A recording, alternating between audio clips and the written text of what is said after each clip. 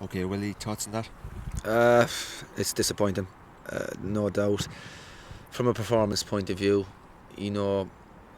okay, we had quite a lot of possession of the football, but realistically, the quality that was involved there today was nowhere near as good as it should be.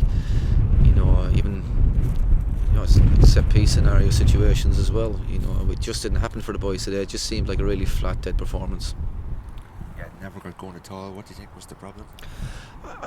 Listen, when it comes down to football, you can always blame sort of, motivational scenarios, and ultimately, as a footballer, they need to be up for the game themselves. We can give them the environment and the platform to go and play and express themselves, but they've got to be able to go out there and do that themselves. And it just didn't really happen for them today. I mean, it wasn't due to a lack of effort or anything like that. Sometimes, it doesn't come off, and each time we tried, any sort of passages of play, really couldn't string 4 or 5 passes together. Seemed to be breaking down. The movement up front in the final third wasn't really kind of, it wasn't dynamic enough. There was no real meaning in it. We didn't really threaten at all throughout the whole game, which is the disappointing factor of the game.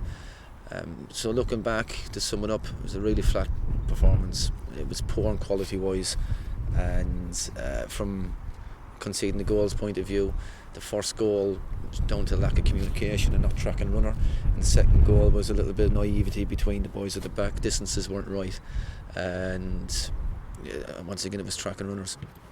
Yeah, whatever you said at half time goes out the window then 2 minutes in.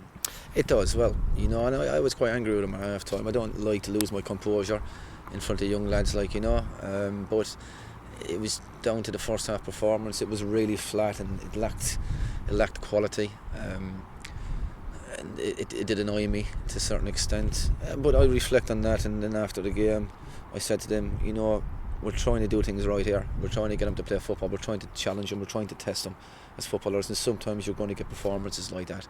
We don't encourage them to hit the ball long and just hope for football. This is all about developing footballers, and it's putting them into scenarios and situations where they can only get better at. And it's a pressure situation, trying to get the ball down and play on conditions that weren't ideal. And in the long run, it will benefit them. 2 defeats in a row. It's important to stop that run now quickly. Like I said at the start, winning isn't that important to me, and losing isn't that important to me either, to be fair. I know I said at the start, confidence-wise, it'll help the players' wins, and of course it will. Ultimately, what we're trying to do is develop footballers here to move on, and that's move on to the under-19s and move on to the first team.